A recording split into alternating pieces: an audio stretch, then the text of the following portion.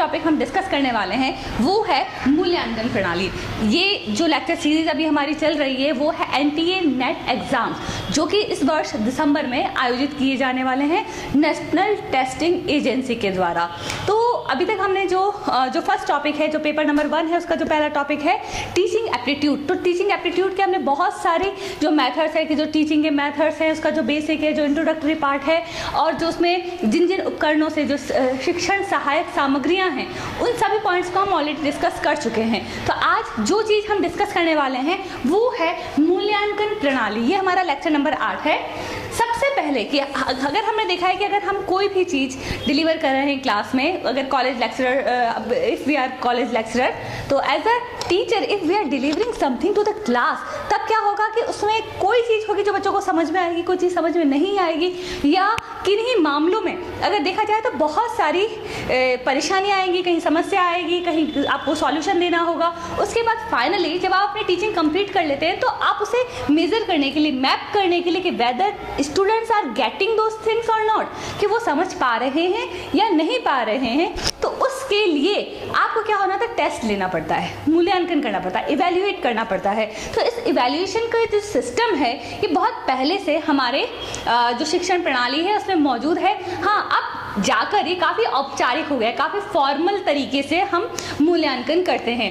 देखिए मित्रों, तो सबसे पहले हम देखेंगे कि इस मूल्यांकन प्रणाली की विशेषताएं क्या है। तो सबसे पहले 1 by 1 we are going to discuss the important और salient features of this method. Okay, तो मूल्यांकन जो इवैल्यूएशन जो टेक्निक है उसकी सबसे पहले खासियत क्या क्या है।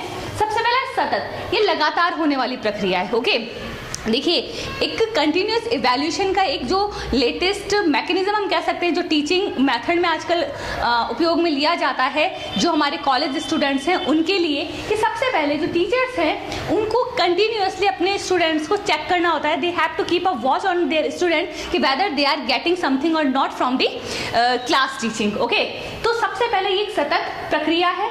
दूसरी बात है व्यापक प्रक्रिया है। ये एक स्टूडेंट्स के नॉलेज लेवल को, यानी ज्ञानात्मक जो उसका स्तर है उसे चेक करती है, उसके बाद उसका भावनात्मक स्तर चेक करती है, साथ ही वो उसका जो क्रियाशीलता का स्तर है उसे चेक करती है। इसका मतलब ये है कि कितना उसने समझा, कितना मनन किया और कितना उसे अपने एक्ट में यानी अपनी क्रियाशीलता में उसे उपयोग किया। ये तीनों ही चीज़ें इसमें चेक की जाती हैं।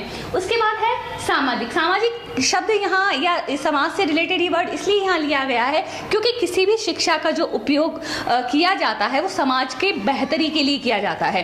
ओके, तो हर समय हर शिक्षा का उद्देश्य एक समाज को एक बेहतर दिशा प्रदान करना होता है। तो वही चीज़ यहाँ भी है कि जो मूल्यांकन प्रणाली है वो हमेशा एक सामाजिक उद्देश्यों को प्राप्त करने में सक्षम होना चाहिए। उद्देश्य निश्चितता। उद्देश्य निश्चितता का तात्पर्य है कि हर टीचिंग, हर विषय में वो जो टीचिंग का लेवल है वो किसी ना किसी उद्देश्य को प्राप्त करने के लिए दिया गया है। कि अगर कोई डॉक्टर बनना चाह रहा है, एमबीबीएस का जो सिलेबस तैयार किया जाता है, तो there are particular objects, there are particular aims, to achieve those aim we are teaching them. Okay, तो वो उद्देश्य निश्चितता हमेशा उसमें विद्यमान रहेगी। उसके बाद है निर्णयात्मक। अब मूल्यांकन करने में आप हमेशा किसी ना किसी निर्णय पर पहुंचेंगे कि किसी स्टूडेंट को समझ में आ रहा है, नहीं आ रहा है, वो कुछ सीख रहे हैं या नहीं सीख रहे हैं। तो इसका मतलब है ये हमेशा एक कंक्लूसिव होता है। ठीक है, एक कंक्लूजन पर आप बहुत इजीली पहुंच सकते हैं। उसके बाद है शिक्षार्थी केंद्र। यहाँ पे मूल्यांकन प्रणाली टीचर्स का इवैल्यूएशन है, लेकिन किसके थ्रू, स्टूडेंट्स के थ्रू। हम स्टूडेंट्स को इवैल्यूएट करके हम क्या देखते हैं कि वेदर टीचर इज सक्सेसफुल और not in his class teaching. अपने क्लास में पढ़ाने में वो टीचर सक्षम है या नहीं है, या वो अच्छी तरह से डिलीवर कर पा रहा है या नहीं कर पा रहा है। तो एक तरह से टेस्ट यहाँ बच्चों का होता है, लेकिन इवैल्यूएट हम टीचर को करते हैं। फिर भी शिक्षार्थी जो हमारे स्टूडेंट्स हैं उन्हीं को केंद्र में रखकर ये मूल्यांकन प्रणाली विकसित की जाती है। फिर है सहकारी। समस्त लोगों की सहकारिता, भागीदारी इसमें बहुत आवश्यक है, क्योंकि अगर एक ही शिक्षक हर बच्चे को चेक करेगा तो हो सकता है उसमें कोई गलती रह जाए, लेकिन यहाँ पे किसी एक बच्चे को चेक करने के लिए, मूल्यांकित करने के लिए अभिभावक, उसके मित्र, सभी शिक्षक, मतलब as a team work we have to evaluate a student. Okay, कि सभी को मिलजुल कर किसी बच्चे को इवैल्यूएट करना होता है। तो ये मूल्यांकन प्रणाली की विशेषताएं हैं। अब इसमें सोपान क्या क्या है, कौन कौन से स्टेप्स हैं कि क्या किया जाता है। सबसे पहले मूल्यांकन प्रणाली में सबसे पहले शैक्षिक उद्देश्यों का चयन किया जाता है। सबसे पहले कुछ उद्देश्य हैं जिन्हें आपको कक्षा की टीचिंग में आपको प्राप्त करना है। उन उद्देश्यों के चयन करने के बाद फिर देखा जाता है कि जब टीचिंग की जा रही है उसके बाद क्या स्टूडेंट्स में उससे रिलेटेड कोई परिवर्तन हो रहा है, मतलब नॉलेज लेने से पहले और नॉलेज लेने के बाद में क्या उन दोनों स्टेजेस में कोई डिफरेंस है, तो व्यवहारगत परिवर्तन देखा जाता है। उसके बाद है अधिगम परिस्थितियों की पहचान। अब उसमें कौन कौन सी ऐसी सिचुएशंस हैं जो आपको दिखाई दे सकती हैं कि टीचिंग का कोई असर नहीं है, टीचिंग का कुछ असर है, कुछ ग्रहण किया है, कुछ ग्रहण नहीं किया है, केवल भावात्मक स्तर पर फर्क पड़ा है लेकिन क्रियाशीलता में उसका कोई महत्व नहीं हुआ है। तो यहाँ पे बहुत सी चीजें देखी जाती हैं अधिगम परिस्थितियों की पहचान के लिए। फिर है परीक्षण का चुनाव कि आप कौन से मेथड से मूल्यांकन करने वाले हैं। आप प्रैक्टिकल रखने वाले हैं, आप कोई पावर पॉइंट प्रेजेंटेशन देने वाले हैं, आप लिखित एग्जाम के थ्रू आप चेक करने वाले हैं, ठीक है, आप प्रायोगिक परीक्षा लेने वाले हैं, आप चित्रात्मक लेने वाले हैं, आप कोई प्रोजेक्ट देने वाले हैं, आप कोई असाइनमेंट देने वाले हैं। तो यहाँ पे उसके बाद आपको परीक्षणों का चुनाव करना होगा। फिर है प्रविधि का प्रयोग या प्रमाणों का लेखा। उसके बाद इनमें से कोई भी प्रविधि का प्रयोग किया जाएगा। उसके बाद आपके पास एक मार्कशीट या एक शीट प्रिपेयर होगी जो कि एविडेंस होगा कि whether students are getting something और नॉट। फिर उन प्रमाणों की व्याख्या की जाएगी। आप उस पर व्याख्या करके उसमें आपको स्पेसिफिकली आपको मेंशन करना होगा कि आपका जो पढ़ाना है वो कहाँ तक समर्थ हुआ है। ओके, तो ये सारे सबसे पहले उद्देश्य का चयन, फिर उसमें चेंजेस, उसके बाद परिस्थितियों के अकॉर्डिंग चेंजेस, फिर परीक्षणों का चुनाव, किस मेथड से आप मूल्यांकन करने वाले हैं, फिर कौन सा प्रयोग, और उसके बाद उसका एक प्रमाणों का एक लेखा, एक एविडेंस रखा जाएगा और उसके बाद उनकी व्याख्या की जाएगी। अब बात करते हैं मूल्यांकन प्रणाली कितने प्रकार की होती है। मूल्यांकन प्रणाली को अगर देखा जाए तो ये दो प्रकार की है, परिमाणात्मक और दूसरा हो गया गुणात्मक। परिमाणात्मक का मतलब है कि जहां पर हम उसे मार्क्स में ऑब्जर्व कर सकते हैं, जैसे कि आप लिखित एग्जाम ले सकते हैं, आप मौखिक एग्जाम ले सकते हैं, ओरल एग्जाम हो सकता है, रिटन हो सकता है, प्रैक्टिकल एग्जाम हो सकता है, प्रायोगिक परीक्षा ले सकते हैं, या इन तीनों का सम्मिश्रण हो सकता है।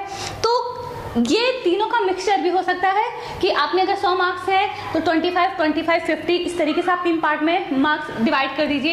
इसे आजकल बहुत सारे नए नए मेथड आ रहे हैं कि ऑनलाइन एग्जामिनेशन का तरीका, जैसे कि आपका नेट एग्जाम भी है, इस बार से ऑनलाइन होने वाला है। तो यहाँ पे चेंजेस होते जा रहे हैं। तो ये जो मूल्यांकन या इवैल्यूएशन जो टेक्निक है इसमें भी चेंजेस हो रहे हैं। अब दूसरी बात है गुणात्मक स्तर पर आप कैसे करेंगे जांच सूची, आपको क्या जांचना है, ठीक है, आप क्या चीज चेक करने वाले हैं, नॉलेज चेक करने वाले हैं, उसकी क्रियाशीलता चेक करने वाले हैं, उसका मेंटल लेवल चेक करने वाले हैं। तो उसमें है कि जांच सूची तैयार की जाती है।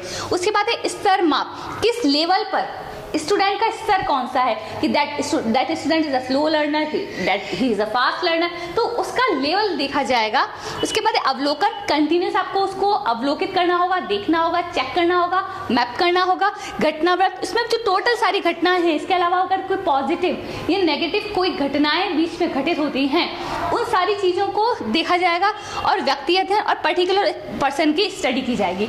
ये जो मेथड है गुणात्मक, तो आजकल कई बार क्लासेस में जो क्लास बिहेवियर या क्लास पार्टिसिपेशन के मार्क्स दिए जाते हैं वो क्या है कि वो ना लिखित है, ना मौखिक है, ना प्रायोगिक है, वो गुणात्मक स्तर पर कि आप क्लास में कितना पार्टिसिपेट करते हैं, आप क्लास में कितना एक्टिव रहते हैं, आपके क्वेश्चंस कितने अच्छे हैं जो आप क्लास में पूछते हैं, जो क्वेश्चन मेथड है, तो आप प्रश्न कितना अच्छा पूछते हैं, आपका लर्निंग लेवल क्या है, ओके, आप क्रिटिकल थिंकिंग कितना अच्छा करते हैं। तो ये सारी जो चीज़ें हैं वो कहीं ना कहीं गुणात्मक स्तर पर पूछी जाती हैं और इसीलिए उसे मूल्यांकन प्रणाली का एक भाग माना जाता है। हमारी जो परीक्षा है उसमें जो नेट एग्जाम है उसमें अक्सर इन विषयों में से कि मूल्यांकन प्रणाली में से प्रश्न पूछे जाते हैं। तो ये याद रखना कि अगर मौखिक प्रणाली है वो परिमाणात्मक है, जहाँ पे से परिमाण में यानी से हम नाप सकते हैं, मार्क्स दे सकते हैं, ऑब्जर्व कर सकते हैं कितने में से कितने अंक आए हैं, कितना आपका पढ़ाना सफल रहा है, कितना नेगेटिव रहा है, कितना पॉजिटिव रहा है, वो सारी चीज़ें देख सकते हैं। तो इवैल्यूएशन मेथड आज की तारीख में बहुत ही ज़रूरी है